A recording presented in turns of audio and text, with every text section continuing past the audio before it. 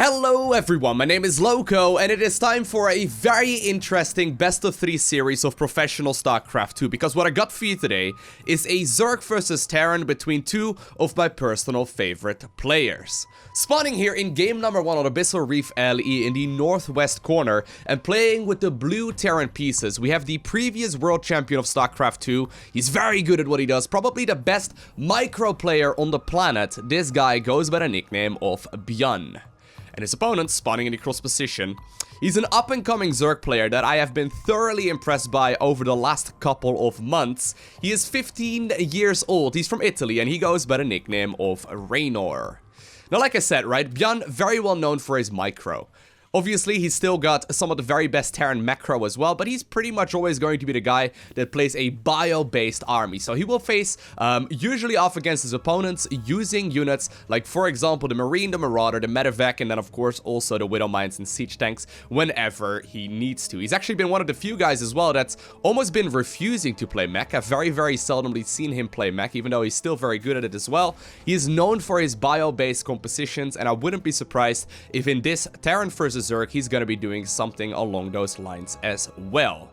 Now, Reynor, of course, like I said, right, he's 15 years old. He's an up-and-coming Zerg player, and every single time that I see him play, he's just getting better and better and better. I mean, when I was 15 years old, I most definitely wasn't impressive in any video game whatsoever. Well, I did play a lot of RuneScape back in the day, and I guess I was pretty high level there, but it's not nearly as mechanically demanding as it is in StarCraft 2. And I've actually recently got the chance to watch him play as well at the WESG. He was right there in Barcelona as well, and he is a fast player.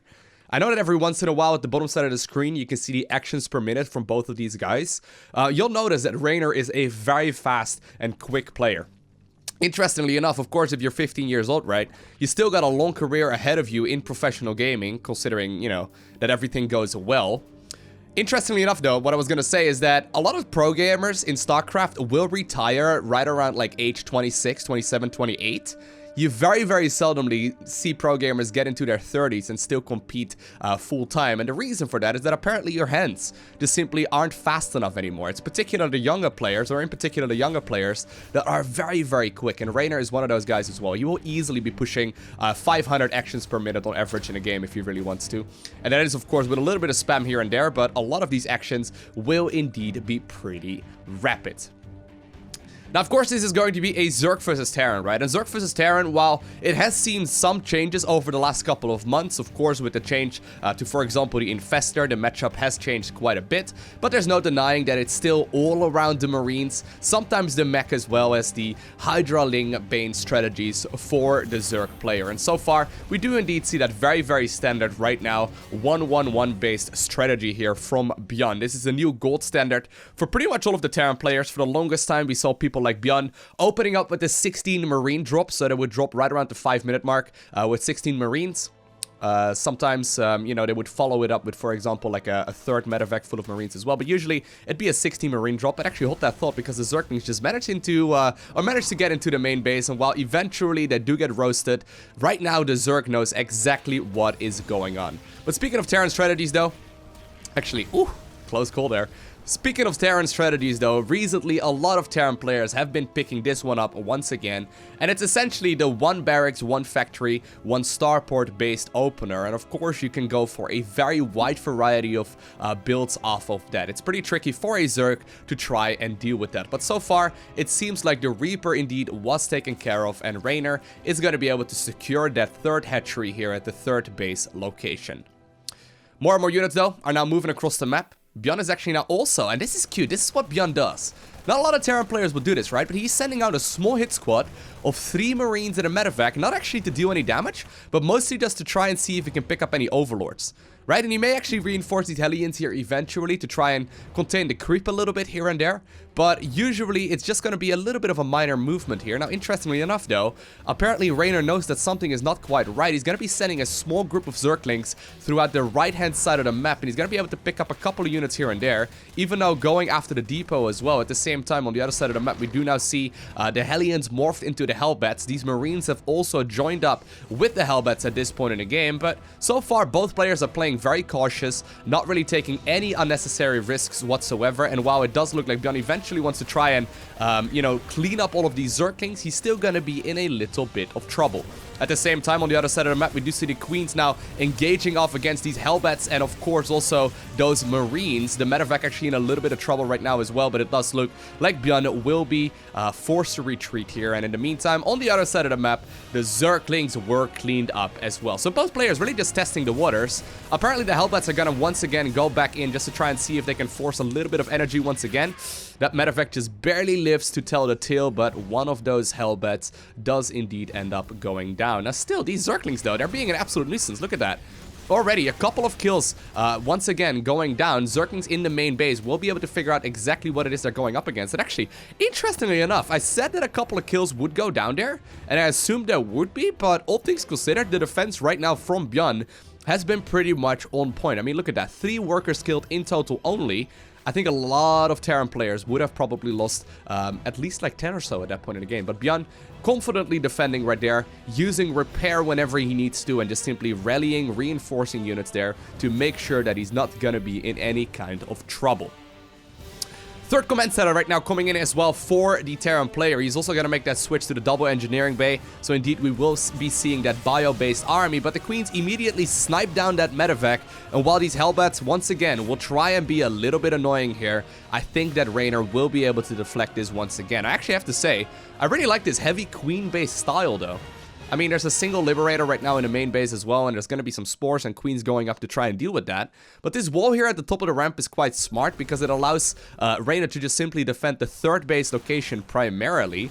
And that does mean that he's going to be, well, eventually he's probably going to have to make sure that he defends these Evo chambers, right? But it does mean that it makes it significantly easier for the Queens to hold on to this position. Now, Transfuse is actually going down on those Evo chambers. A couple of Zerglings also threatening to surround there from the back. Actually, getting that armor upgrade right there for the Terran would have been massive, but Reynor does keep it alive, and +1 carapace eventually finishes up.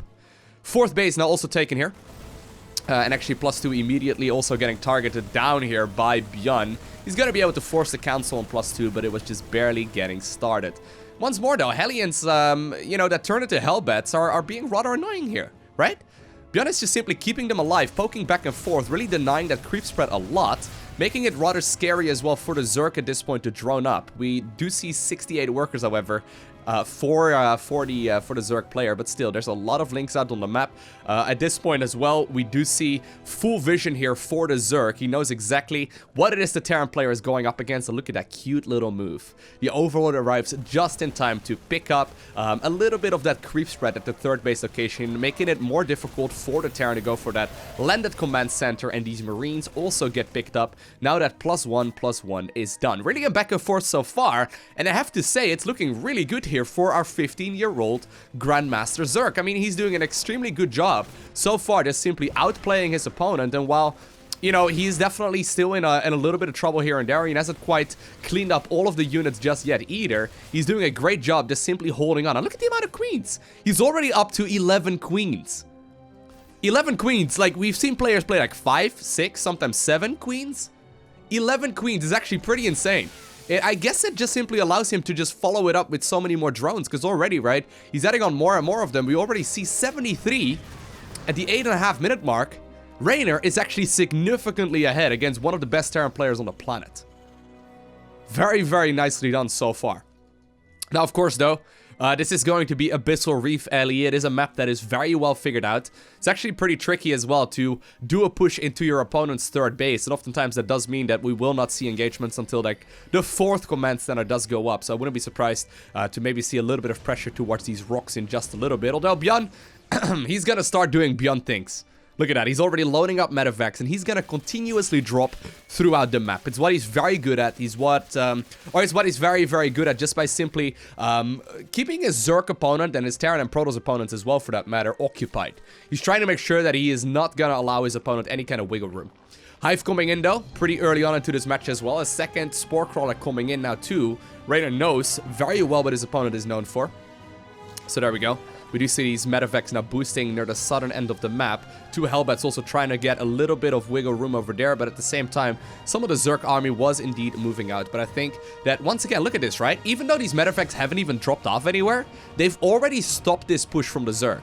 Zerg was about to push, but just simply sending out the medevacs and having the image that ByuN has forces the Zerg player to retreat, because leaving those units, you know, away from the base could definitely spell disaster against someone of the capabilities of ByuN. He's not going to be losing Marines left and right. He's going to micro them to the best of his abilities. Now, eventually, though, I think these Hellbats will get picked off, and they probably, indeed, will not live to tell the tale, and that means that, you know, this will get shut down. Single hero Zergling managed to do that, but now that the Marines have dropped out of the medevac, though, they're going to try and see if they can clean up a little bit of the creep. Once again, nice pickup. Cleaning up some of those tumors. Reynor does manage to deflect it, but at this point, right, it does look like we are just simply straight up transitioning towards the late game. Spire right now coming in here for Reynor. He did finish up his hive there as well, so he's going to be able to get himself a lot of those high-tier Zerg upgrades as well. However, he's still setting up for a Hydra, Ling, Bane timing a push. And there are a lot of siege tanks out already. He has to be very careful. These siege tanks are going to be able to shell away at these Hydras very, very easily. At the same time, though, Lings and Banes try to make their way into that natural expansion of the Terran player. And they managed to do so successfully as well. And when the rest of the army is occupied, the Hydras once again go back in. Reynor is going to try and see if he can clean this up. But there are still a lot of siege tanks available to just simply deal with these Hydras from a bit of a distance. Well, ByuN is trying his very best, right, to just simply crush his opponent. So far, he's not been able to do that. This is a risky move, though. Indeed, Zerg is gonna be caught out on the map with a massive amount of Hydralisks. Indeed, Reynor will be forced to go back home right now, but not without a lot of those Hydras going down as well. And that was about 10 or so Hydralisks into the meat grinder, and while the Queens are now here as well to help out and transfuse some of those weakened units, we do see a lot more reinforcements coming in now for the Terran player in blue. Is going to try and see if he can potentially engage onto the creep. It's very important that Terran does not get a foothold right over in this area. That is usually where they're going to be able to slow push into that 4th base and then also the 3rd base location, and of course that's exactly what ByuN is looking for right now. He just started up his +3 upgrades. He's already got that 4th base once again saturated. He's looking pretty solid as well. A couple of links now, though. Once again, split off from the rest of the army. They're going to try and pick off any reinforcements, but here we do indeed see this really powerful setup. Vipers are available. They're going to go ahead and yank some of those units forward as well. One of the siege tanks will end up dying very easily. A single mule now dropped as well to try and repair up some of those medevacs. Cute little move there by the Terran player, but at this point, right, this is starting to be a really, really clutch timing. Great Aspire now morphed in as well. It is about halfway done at this point in the game. I think that Reynor may very well be trying to just simply yank units away and try and prevent the Terran player from getting this foothold, but there are so many siege tanks available. The amount of tanks at this point is getting a little bit out of hand. Zerg is going to try and pick off one at a time here while reinforcing this continuously. Getting a couple of Corruptors at this point as well, so he's going to try and transition towards those Brute Lords. Have to be careful, though. Cannot lose these Vipers. These are the lifeline of the Zerg right now. Those Yanks and the potential for Blinding Clouds are very, very important there. Once again, another siege tank does end up going down, but there are still so many reinforcements just continuously coming in. ByuN, very carefully, though, trying to step forward. He's slow pushing. He wants to eventually clean this up. He is in no rush, but at this point, I don't think he knows about the fact that there are already Brute Lords morphing in. Here we go. 5 of them on that production tab. We even see missile turrets and bunkers going down right now near the front here for the Terran player. Another siege tank, though, will not live for any moment longer as it does get yanked away. Zerg doesn't want to deal with these bunkers and these missile turrets, so he's going to try and snipe all of these SCVs that are constructing this exact setup. But here we go. The Brute Lords are out. Reynor has managed to buy time for about a minute and a half or so. Once again, those Stim Marines coming forward. They're going to try and see if they can pick off the Vipers, but the microbe from Reynor has been on point, and here we go. The Brute Lords are indeed engaging against this massive army now. Siege tanks all of a sudden are going to deal a lot more harm than they can deal good, because the friendly fire from the tanks is going to be ludicrous against all of these Brutelings. Great manual target firing right there by ByuN. Blinding Cloud coming in as well here for the Zerg player, and Terran once again is going to try and go on the offensive. The Zerg was caught off creep right there, but once more, though, the Brutelings are just simply dealing the damage, right? The siege tanks are trying to shell away. damaging those Marines in the process. ByuN trying to split off these units to the best of his abilities. He's pushing forward. He wants to close out this game right here, right now. But Reynor is holding on. He's got all of those queens. He's been transfusing left or right. Still, these Brute Lords from a distance just simply dealing so much damage. The majority of the Marines did eventually end up going down. More and more reinforcements, though, are coming in. But these Brutes, they're just simply dealing so much damage. I think that Reynor has held. I think he's managed to hold. That's ridiculous. I almost forgot how to English there. I didn't know my verbs anymore. That's ridiculous. That was really, really sick play there by Reynor. This is what I mean, though. He's just simply getting so good. Oh my god, that was ridiculous. That hold was like 2 minutes, right? He was trying to buy time. Great Spires take a long time to finish. I wonder if he forgot making the Spire when he first started up the Hive, but it doesn't matter. He's gonna try and go on the offensive. Now, ByuN, of course, still has been macroing at home as well. He's got that 5th base coming in right now, too. He's still got a very solid army supply, and he's making a lot of Marines. I wonder if Reynor's actually overextending right at this point in the game. That, once again, though, the siege tanks are hurting. The siege tanks are shelling away at those Marines. They will be picking up. Look at that one. 22, 18 kills. 6 on that one as well. But that was an intense hold there by the Zerg player. These Brute Lords are just simply dealing so much damage. Now, ByuN does seem like he's got a little bit of room to breathe. And so do I. It's going to be very helpful because turns out screaming at the top of your lungs when you get really excited is probably going to be a little bit tiring. So we get a little bit of a breath of fresh air here. ByuN is going to be able to continue making Marines. He's got himself only 4 Vikings, interestingly enough. I would have expected him to make some more. I guess he feels confident that he can eventually pick this off, but there we go. Once again, these Hydras are going to be able to deal a lot of damage, and actually, with units getting picked off like that, ByuN is going to be in a world of hurt. And as a matter of fact, we now see Reynor adding on more and more Corruptors. Ghost Academy coming in here for our Terran player. That is something I haven't really seen very much of. This used to be a counter to Brute Lords as well as Ultralisks for quite some time in the professional scene of StarCraft 2. Of course, Ghosts do require a lot of manual micro. They require a lot of babysitting because if you're not paying attention, they just simply end up going down. But ByuN, he's adding on a lot more starports. He, of course, does have a lot of barracks already. And there we go. He's actually starting up 4 Ghosts. Very interesting development there. I wonder what he's going to do with those. Maybe he's just going to try and land the snipes on these Brute Lords. Of course, you can do EMPs as well on Vipers. And if there's like a switch to Ultras, which we do see right now for Reynor, they're going to be great against that too. We'll see how this is going to play, because I guess that Ghosts are still going to be very good in the late game of the Zerg versus Terran matchup. Now, while the Terran once again is moving out near the southern end of the map, a small army there does get caught out, and Zerg will be able to, at the very least, deal with that part just fine. Terran, though, look at that. He wants to continue pushing. Getting very deep onto the creep, though. I wonder if this is an overextension right now by the Terran player. He managed to clean up all of those tumors, though, which is a very big deal, because eventually this creep will indeed dissipate. But the Brute Lords now have arrived home, and I think indeed that the Reynor is going to be able to chase these siege tanks away. Now, both players are at an economy where they must be happy, right? I mean, both players have got an income that's through the roof. They still have roughly 80 workers each. More and more bases are being taken here on either side of the map. Apparently, though, these Hydras are going to go for a bit of a chase here now that the Brute Lords are once again coming in as well. I feel that Reynor is just losing a little bit too many of those units. Hydras, of course, not as easily replaceable as a lot of those Marines are. Bank-wise, though, both players are very even as well. Man, it's so sick, right? Reynor is going toe-to-toe. And I know I sound like a fanboy here. I'm a massive fan of the way that ByuN is playing. But ByuN has been a settled pro gamer for a long time, right? He's going toe-to-toe Reynor right now with one of the very best Terran players on the planet. I wonder where he's going to be like in like 2-3 years from now, right? I mean, 2018 may actually be a massive year for this dude right here. Very impressive. Now, this game is not over yet, though. ByuN has a massive army, and more Ghosts are coming out. There's actually already 9, and 4 more are just about to join in, bringing the total up to 13. That's a very scary amount. All of these Ghosts, though, immediately being... Oh my god, he's abducting Ghosts! He's abducting Ghosts into this army, but still, the snipes are dealing a lot of damage. Zerg is trying to engage onwards, but the Hydras eventually are going down. A lot of those siege tanks are trying to deal with all of those units as well. More and more reinforcements are coming in here from either side of the map.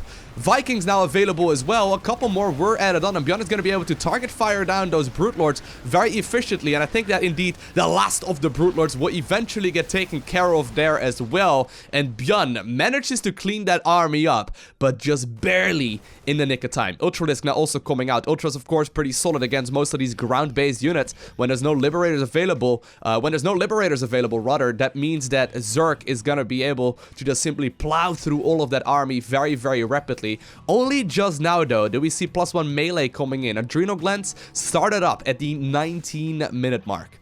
Interestingly enough, Terran hasn't been dropping as much. Once again, ByuN immediately apparently hears my commentary from the future.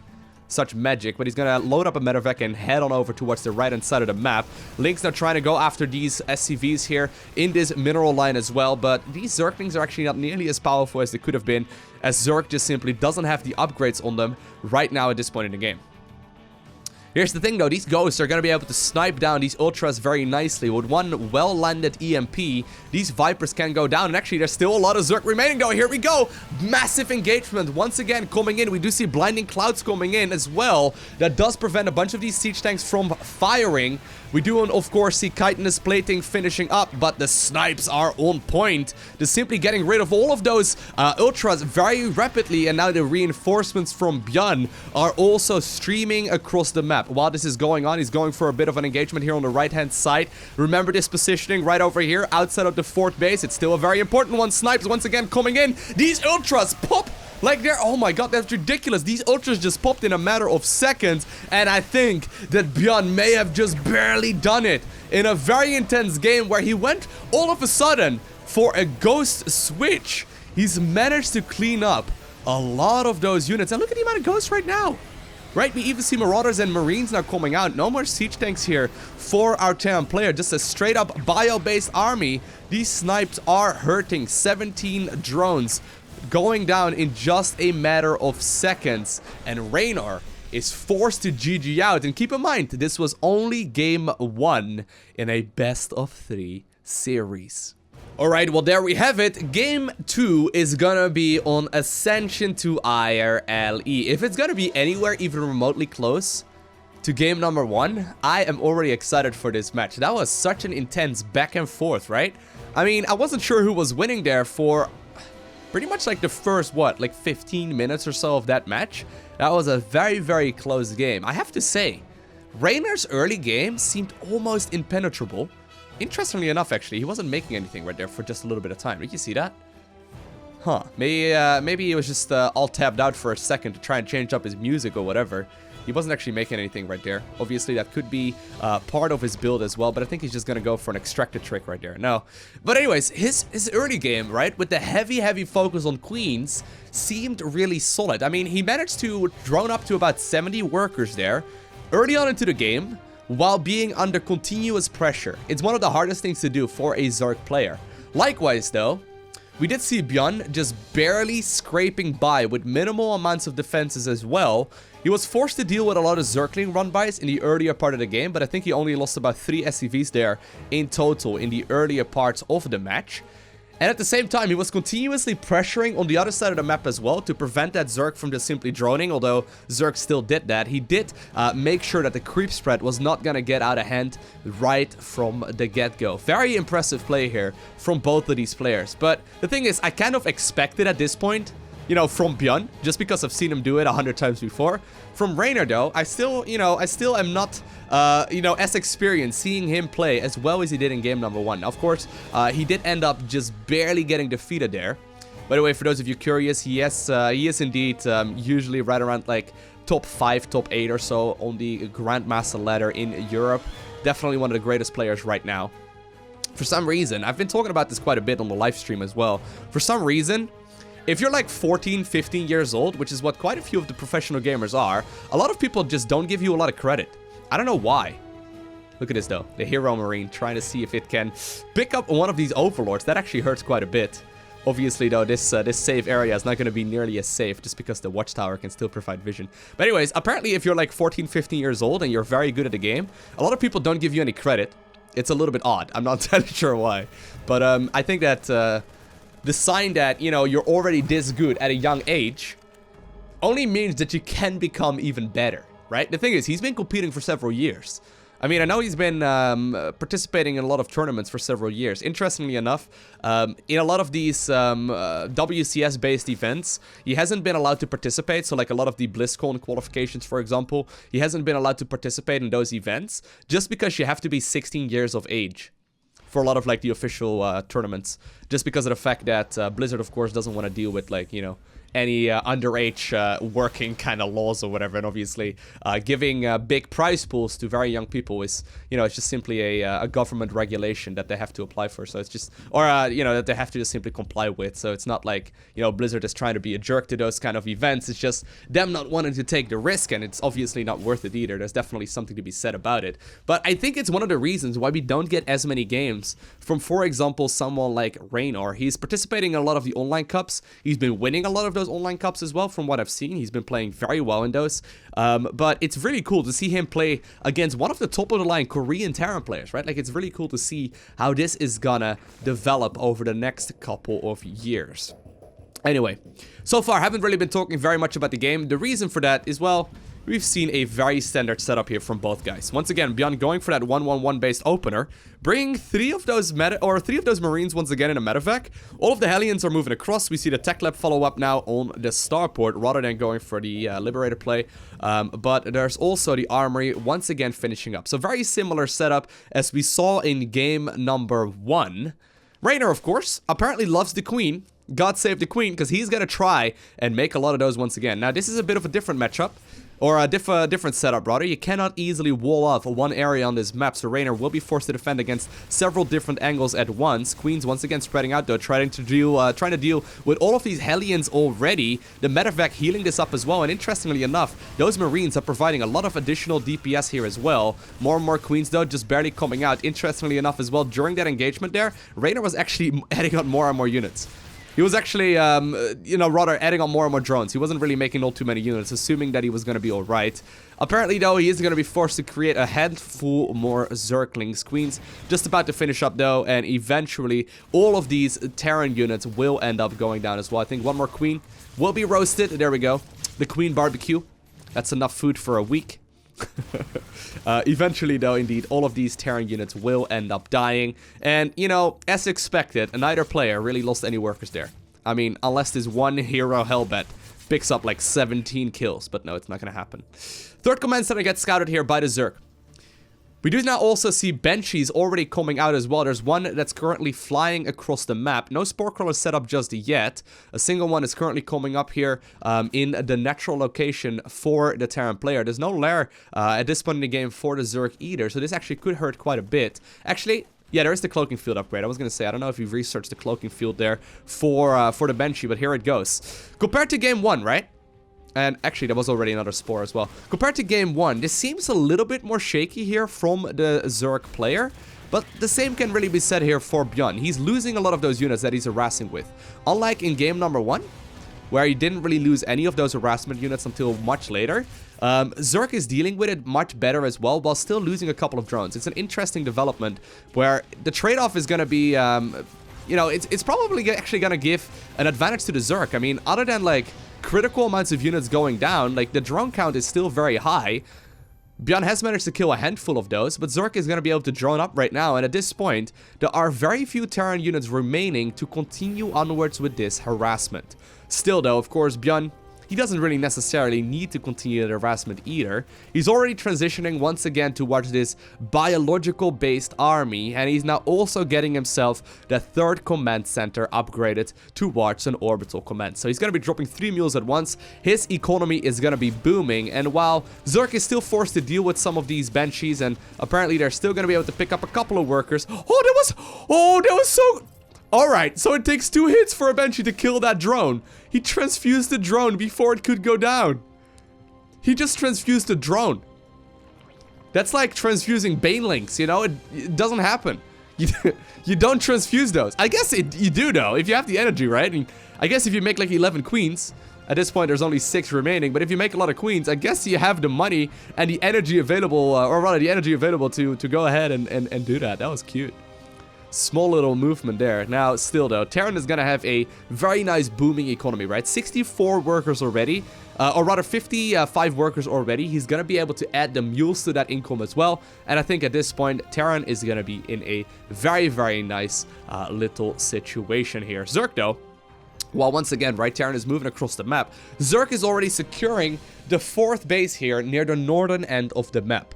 ByuN doesn't quite know about this just yet, but he doesn't even need to scout it because he knows exactly at what time that base is supposed to go down at, and he figured out that indeed it is going to be the case in this particular match as well. Not a lot of banelings available just yet. Transfuses once again coming in.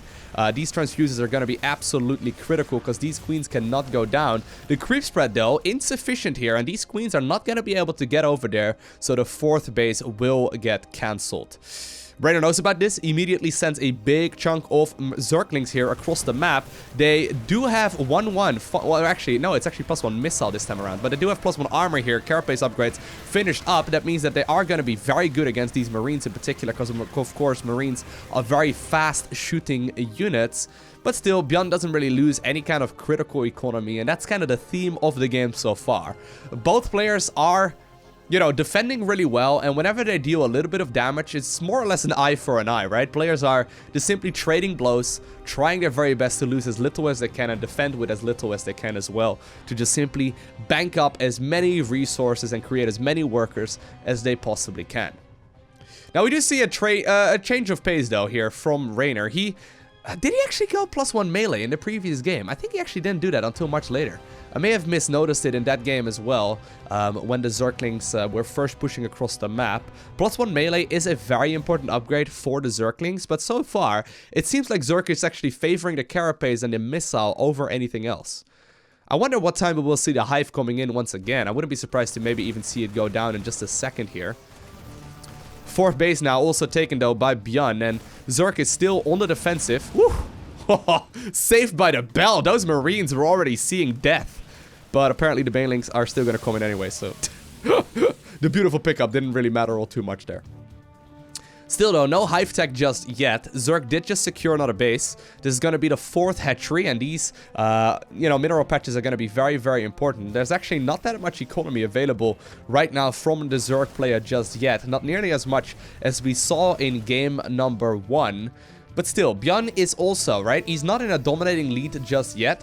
While he is trying to continue pushing forward here, these queens, while they are providing so much value here in the defense, they're also just simply continuously spreading creep. I actually have to say, I really like the amount of queens that Reynor is getting in this game so far, right? Not only does it allow him to defend, but also just replace any creep tumors that are being killed by the Terran player. And while ByuN is continuously trying to harass here, trying to make sure that the creep does not go past the halfway point, Reynor's just replacing those tumors.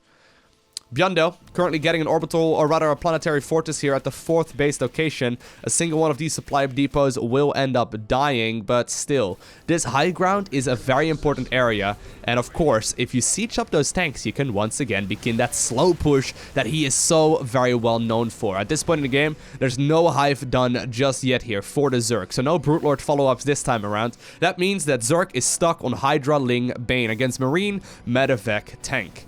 Look at this, the splitting is beautiful. ByuN is already maybe even assuming that there's a chance for Vipers to come in, but he's just leapfrogging the tanks forward. ByuN now also, and I love this move, he's loading up a single medevac with Marines, and he's going to try to harass one of the bases, right? Pull this army away from where they're supposed to be here in the center of the map, but still there are a lot of Zerg units available. Queens transfusing as much as they can as well. The Hydras setting up a concave, just trying to make sure that they neglect as much of that splash damage as possible, and I think that Reynor may very well be able to push through this. Once again, right, that's such a Hydra-focused army. It's so risky to push up that ramp because Hydras have like 2 HP, it feels like. These siege tanks are shelling away, but the Queens, helping out a lot as well, will focus on these siege tanks, and eventually they do go down. Now, this single group of Marines, though, that split on those Marines was really well done, and then the Banes just simply running into the center. It just barely wasn't enough there, but ByuN will be able to pick up another base there, and while he ended up losing a significant portion of his army,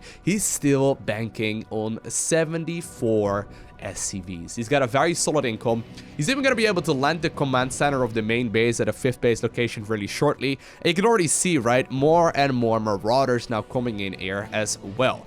Hive eventually did finish up though. Reynor once again going for that Greater Spire switch. He's now also starting up the melee upgrades significantly faster. So while the Zerg is going for a slight change in build order so far, it's nothing too significant just yet. His overall approach is very similar. It seems like he's just simply defending, knowing that eventually the Terran is going to slip up somewhere. His counterattack is going to deal some damage at some point in the game, and that's what he's banking on right now. Thing is though, ByuN is not really slipping. Like, at some point, a regular human being would start slipping, right? The defenses would start getting out of control at some point. But ByuN, smartly enough, is always leaving his units behind. He's never moving around with his entire army. Always leaving small chunks of his army behind to deal with any kind of run-bys. And it's actually really, really impressive. Like, right now, at this point, he doesn't even have a sensor tower here, right? Technically speaking, this is a vulnerable base, but just simply, you know, by playing a lot of games, he recognizes that apparently he doesn't need any, you know, missile turrets here either. He doesn't need a sensor tower. He doesn't really need to worry about anything. And once more, ByuN is going to try and go for this central push through the middle of the map. At the same time, 2 medevacs loaded up full of units, going past the southern overlord already. This should be spotted here, and indeed Reynor is going to split off a small chunk of his army to deal with these units, but it does open up the opportunity right now for ByuN to push forward once again. He's going to try and see if he can take control of the center part of this map. Hydras, though, they're going to try and just simply deal the damage that they are made to do. +2/+2 turns out to be very valuable, and you know, now with 3/3 also on that production tab, Reynor's army is only gonna get stronger. Couple of Brute Lords now already available as well, 2 more just about to join in. The scan does indeed confirm that Brute Lords are out on the map, and Vikings immediately get queued up. Neither player really making a significant deviation here. I wouldn't have been surprised though if ByuN was going for any kind of, you know, really aggressive timing pushes, but apparently ByuN is giving his opponent the respect right here that he deserves as well. You see this quite a bit from Korean players to non-Koreans in particular. When they are up-and-coming pro gamers, they just simply try to take him out with, or they just simply try to take him out with cheese, not really play the long, drawn-out macro games that they're usually really good at as well. But instead, ByuN is indeed playing his strong style, and this is hurting a lot. Those Brute Lords are going down in just a matter of seconds. Still though, a lot of bio is available. We once more see that Ghost Academy coming in here for the Terran player. It's such a cool switch. I've not seen Ghost Academies be this prominent in the Terran versus Zerg matchup recently, but so far, right, in game 1, he went for that Ghost switch, and once again, I think he's doing something very, very similar here as well. Yeah, I think he is. I think he's once again going to be switching into Ghosts. Making 12 Marines at once, adding on more and more command centers. ByuN is going to take his side of the map, and he's going to try and take control of this entire area to the best of his abilities. Still though, he's trying to deal with the Zerg army, and while he's doing a good job at exactly that, Zerg is not really giving him a whole lot of wiggle room either. Once again, right, these siege tanks have to be careful, and as soon as they're unsieged, Zerg immediately pushes forward. However, the medevacs are going to try and pick up a couple of those as well. No Vipers available this time around for the Yanks. Reynor instead is adding on more and more Hydras here at this point in the game, and also going for a handful more Brute Lords. But here we do once again see the Ghost coming out. The Ghost, it's an interesting unit. The Sniper is going to be very, very valuable. We saw him going up to like 12 or so, I think, in the previous game. I wonder the amount that he's looking for this time around, even going for the Ghost Energy upgrade right now as well in that Ghost Academy. Not something that we see very often. Now, of course, the Ghost did get a minor buff recently in the sense that, you know, obviously they now start off with their cloaking researched already. But ByuN, rather than going for 4 Vikings, he's just immediately going into a whole lot more. Once again, he's trying to take control of this central part of the map. These Vikings are target firing down the Brute Lords and the Corruptors as well, but the Hydras also being right-clicked on all of those Vikings does make that... Oh my god, that's such a sick change. He's just simply target firing down the Vikings as well, and that means that these Brute Lords are going to be very menacing, and for the first time in quite a little while, Reynor has taken control of the middle side of this map, and he's just going to be pushing the creep forward once again, right? You give him one finger and he will take your entire hand when it comes to creep spread. Look at that. ByuN has been very active in denying this creep the entire game long. But all of a sudden, Terran is forced away from the center of the base, and you see the Zerg just simply expanding all over the place. Now, scans are indeed confirming that there aren't that many bases up. I mean, only just now does Reynor take another hatchery over there. At the same time, though, ByuN has been going for more and more command centers, morphing some of those in orbital commands. So he is indeed going to be able to scan to its heart or to his heart's content. +2 melee now also coming in. There is no adrenal glands just yet here for the Zerg. But to be fair, there's like no Zerglings available at all. No, there's no Zerglings. It's just Banelings and Hydralisks. Interesting. I guess we're, right now though, arrived at the point where we are playing the waiting game. Neither player is really looking to engage this. Continuous scans to confirm where the Zerg army is located. Look at the amount of ghosts though. Very interesting little play there. There's already 15 of them right now. He's adding on more as well. I mean, Terran is maxed out. I probably would have expected to... He's probably gonna get more as soon as like he loses a couple of units. He's probably gonna just simply go for more and more. Now these missile turrets though, very, very important. Ghost moving forward, going for a single snipe immediately. Taking care of two of those Brute Lords. And once again, right, the Brutes are trying to retreat. Another set of them end up going down. Very nicely played here. Now apparently Zerg is now also going for his dropper play. He's gonna go for a single dropper lord. This does mean, though, that ByuN is once again going to be able to take control here of the center of the map. Another base now also taken here towards the southern end. There's no Banelings this time around in these overlords, though, but it's going to be Hydralisk instead. So Reynor is going to try and see if he can deal a little bit of damage. It's actually hurting quite a bit already. Getting a couple of SCVs. They're obviously very good, but man, the snipes are ridiculous. Snipes just shut it down. I guess snipes are just really good at cleaning up a lot of these late game units. I mean, Banelings, technically speaking, are a counter to all of those units as well, but there's a lot of units that will be able to deal with the Banes just fine. Nice play, though. Reynor will be able to pick up another command center here as well. Burrows finishing up, even building armor now finishing up. And ByuN, look at that. He's going for all of those snipes. The splits on these units already, even sniping Banelings at this point. Really nicely done here by ByuN, but he's gonna have a hard time closing out this game. Because look at the, for just a second, right? Look at the southern end of the screen. Look at the bottom part. There are 11,000 resources in the bank for the Zerg. He can remax on whatever he wants. And there's actually now a Ghost Academy researching the tactical nuke. This may actually be a way for the Terran player to force Zerg out of position. We used to see this every once in a while in Terran versus Terran, when it was like a siege tank line versus a siege tank line. So Terrans would start placing nukes down to try and force their opponent to unsiege and just simply get out of position. Position is really the most important part at this point in the game, and while I don't expect Reynor's army to get nuked down, he may very well be forced back just when the nukes do come in. Big chunk of Hydras though now caught out with their pens down. These Lings and, or rather these Marines and Marauders are going to be able to deal with that just fine. Parasitic bombs going down in the center of the map. So far though, Transfuse is looking really solid here as well. Once again, oh man, the snipes! The snipes just simply deal so much damage. Transfuses are not gonna, you know, last forever as these queens do run out of energy. Ghost once again coming in for the counterattack. The Banelings moving forward as well, but ByuN is going to be able to move back. The thing is, if you miscontrol this for 1 second as the Terran player, right? The Banelings are going to be all over these ghosts and you lose the game. That's kind of how this goes. If the Banelings manage to connect with these ghosts, the game is pretty much over because Zerg is going to be able to counterattack. Likewise, if all of the Banes go down, that means that it's certain death for all of these Brute Lords.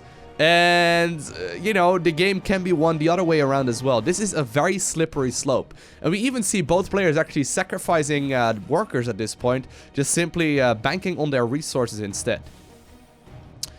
The northern end right now also being occupied with another Zerg hatchery. Reynor is actually running out he's running out of resources on all of these bases. And likewise, on the Terran side of the map, we see something very, very similar. Of course, Mules, very, very good at just simply mining these bases very rapidly.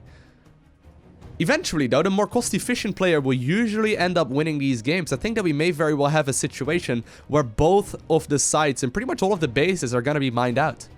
A big chunk, though, of Marine Marauder is now setting up here. Once again, Ghosts trying their very best to land the EMPs on the Vipers. Not quite getting that done, however, just yet. And while the snipes did go off, no units ended up getting wounded there because the transfuses were there in the nick of time as well. Both players, though, just simply staring each other down. ByuN is going to be able to stim up this ramp very, very confidently. That's another base that's very important right now for the Zerg. But ByuN doesn't actually want to give this one up right now. He's a little bit cautious. He doesn't want to just give up this base because he knows that his bank is nowhere going to be as close as that of the Zerg player. Still, ByuN is slow pushing across the map. Look at this. He's setting up rings of missile turrets. He's going for... Look how many ghosts there are. There's 23 ghosts. That's more ghosts than there are marines. He's adding on more of them as well. That's ridiculous. These banelings! These banelings! These banelings! That was not enough. Oh my god. It takes more apparently than just 4 banelings there to try and kill that. A couple of them do end up dying. But that could have been devastating damage there by the Zerg player. Such a cute move. Reynor, though, just barely not getting enough of them. Once again, burrowing 5 this time around. Apparently, you need about 5 or so to properly deal with all of those units. The Medevac's desperately trying to heal up all of these as well. But the amount of sensor towers right now, right? This makes me a little bit worried for the Zerg. Because it does seem like ByuN is just simply trying to take control of the map. He's going for the slow pushing with all of these structures. Just simply trying to engage on, you know, the most difficult areas of this map for the Zerg player. Once again, right, we see the Vikings getting in position. Transfuses will go down. Here we go. The Ghost also trying to land their snipes. And eventually, EMP does go down. These Vipers will also have, you know, I guess a little bit of HP remaining. But a few of them, yeah, there's only a single one remaining right now. A few of them do end up dying there. ByuN is gonna slow push towards this base. Insane play, by the way, by the Terran player. I feel like I'm hyping up Reynor a lot right here, but the play right now by ByuN is impeccable. Incredible play here. Look at this slow pushing. Look at the patience. He's holding on to all of his bases as well, right? Usually these kind of plays are really vulnerable to like counterattacks, but he's even setting up planetary fortresses in seemingly random locations to prevent the Zerg from going for these run-bys, right? And while the Broodlords are desperately trying to engage, I think that Reynor has lost momentum in this game. Momentum is a really important thing that's not oftentimes discussed in these kind of scenarios, but I feel like at this point, Zerg is just not gonna have you know, the army to deal with this. The ghost play is ridiculous. The late game ghost switch, once again, right? Here we do see a couple of the ghosts dealing a lot of damage to all of those Broodlords. Queens eventually are running out of energy. The ghosts are just simply cloaking, hitting their snipes. A few end up dying, but more and more are being added on right now as well. Even 4 Liberators being produced at this moment in the game. And well, we did see a lot of these, you know, barracks going down and a lot of tech labs being added to this as well. It's really fascinating to see such a heavy focus on ghosts. Not something I've seen before. He makes it almost look like they're overpowered. Look at this. What are you gonna do if you're a Zerg player at this point in the game? I'm trying to decide what the best option is. Now, obviously, it's hard to say with only, you know, 2 games as a sample group, but ByuN seems to know very well how to play the late game of the Zerg versus Terran matchup as he is slowly pushing forward, not taking any risks whatsoever. Now, he is losing a handful of units there, though. That was a really nicely positioned set of parasitic bombs there, but there's no denying that once again, right, these ghosts are moving forward, activating their cloaking fields, sniping whatever they can, and then they move back once more. Slowly pushing these Liberators up, slowly moving the siege tanks up as well, and just simply taking control of more and more of these areas. ByuN eventually will be able to secure the base here on the southern end of the map as well. Usually one that's very difficult for a Terran player to deal with. But, I mean, the fact... Oh my god, ByuN is even making a freaking ghost right now so close to his opponent's bases. Right, and while Zerg is going to try to go for some run-bys, and I guess these Banelings might be able to blow up some of these units as well, the Ghosts are going to be pretty solid there. Here we go, though. Tactical Nuke is now being deployed here in the base on the northern end of the map. Reynor does spot it in time. The base in the south, by the way, also taken care of. Nuke will eventually land, and I think indeed that one of those drones does end up dying, but this was just for zoning, right? It's just to keep the Zerg player on his toes. This bought, once again, a lot of time for ByuN to continue that momentum, to continue pushing his tempo, and to continue taking more and more bases. And the income for the Terran player is going to be through the roof. Still, there's 11,000 resources here for the Zerg, right? There's a lot of income here for the Zerg still. He's trying to make sure that these bases are not being mined. But I feel like, you know, eventually, Terran is going to be able to do so. Oh, that command center does end up dying. But it's probably going to be an eye for an eye, because this base is going to be in a world of hurt as well. I don't see exactly what ByuN could go ahead and do against that exact situation.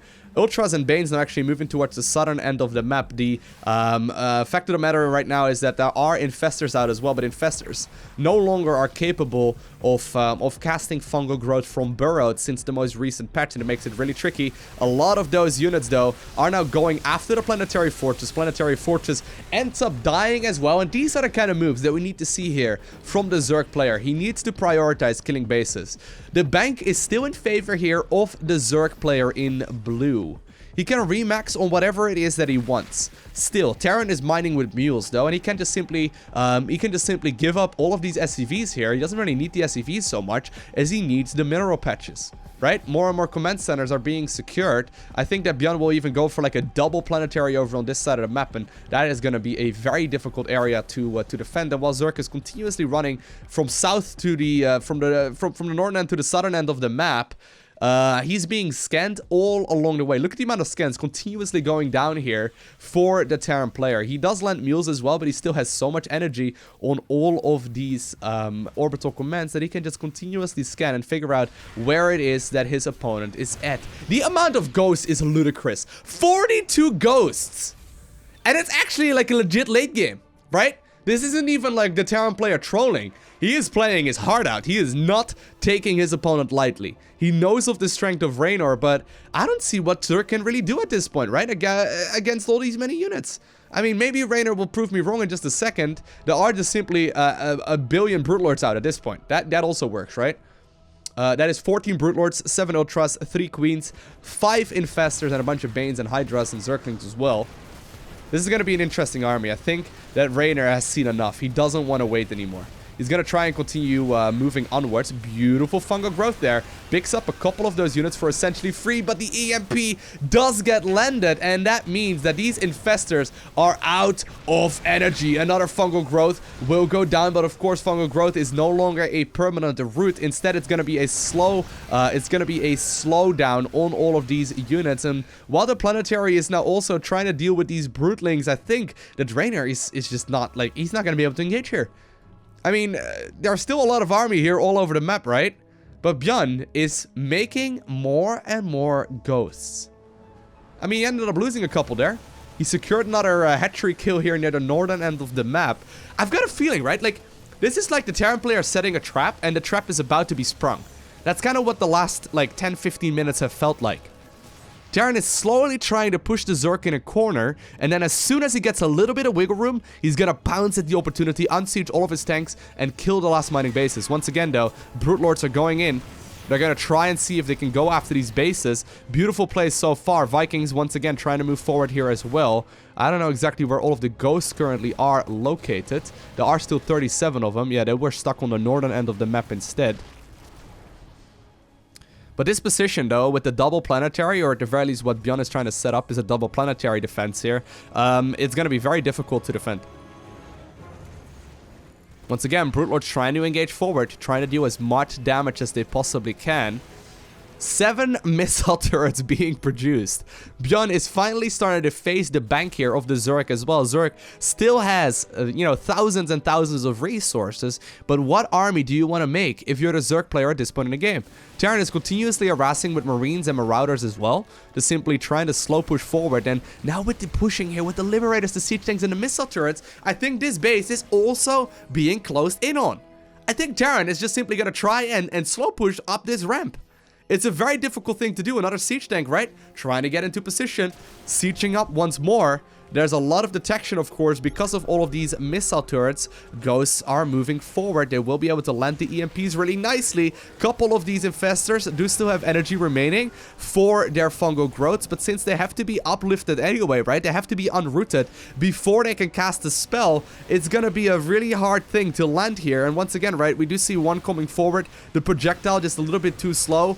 Another one does get thrown forward, and I think that indeed the Brute Lords will try their very best to do a little bit of damage, but the Ghosts just simply deal the damage to these Brutelings very rapidly as well, and none of the Ghosts end up dying. Still, a lot of bio here available. It's probably gonna try and take out this base here near the northern end, although there is still, of course, also a group of Ultras here available, but ByuN has done it. He's pushed up the ramp. He's pushed up the ramp, right? He's got this area under control. The Liberators are slow pushing forward. Soon the siege tanks will also be pushing up this ramp. Double planetary is now mining here on the southernmost base. Lings and, or rather, Marines and Marauders are trying to engage this now as well, and it's not quite gonna happen. Once again, though, this opens up the opportunity for more and more ghosts to come in, and there indeed we do immediately see 4 queued up here for our Terran player, and on top of that, he's going for more and more Vikings. He's slow pushing up this ramp. Ultras are gonna be completely taken out of this scenario, and right now you don't even need heavy damage dealers anymore for these structures. You can even just use your ghosts to just try and kill this hatchery, because this base, it's gonna be the last mining one here from the Zerg player, and here we go. Reynor is gonna try and see if he can connect with all of these ghosts. He's rolling the banelings forward, trying to see how much damage he can do, but the micro from ByuN is absolutely on point. ByuN losing pretty much nothing there. 38 Zerglings coming in for the reinforcement. Zerg is completely out of gas, and that is what he needs at this point in the game. ByuN, I think he's done it. Absolutely brilliant play here by the Terran player. Just going for a heavy ghost push in the late game, playing it super patiently. And I want to emphasize how incredibly hard this is for a Terran player to play. He has taken pretty much the entire map. He's, you know, trying to push the Zerg player in a corner. And while Zerg doesn't want to give up, right? And you can see Reynor almost, like, I can almost feel the desperation here in his moves. While Zerg doesn't want to GG out just yet, he doesn't have any gas. He's out of gas. Good luck trying to kill all of this with just Marine, or with just Zerglings, right? Just not gonna happen. Once again, another last-ditch effort now, moving forward. Ultralisks engaging against these planetaries, but ByuN has done it in a oh man, that was one of the best series of Terran versus Zerg that I've ever seen a Terran player play. Some people have been wondering if ByuN still has it. ByuN still has it. ByuN still has it. Incredible play. That was really, really sick. Now, here's the thing, right? Reynor ended up losing this series, apparently, 2-0. And if you just look at the result, it may look like he got stomped, but he managed to hold himself against one of the very best players in the world, and he is still getting better every time. So keep an eye out on Reynor. He is definitely a force to be reckoned with. If he keeps on practicing the way he is, I think he's going to be one of the very best. I honestly think he's going to be one of the very best. We'll see. Only time will tell. But for now, I hope you enjoyed watching this game. If you did, make sure you hit that like button down below. And if you want to see more, make sure you hit that subscribe button so you get a notification as soon as I upload more. Other than that, I want to thank you guys so much for watching. Have an amazing day. Do not forget to smile, alright? Special shout out to the Patreon supporters. Thank you guys so much for supporting the channel and allowing me to do this whole thing full time. But I will see you all in the next one.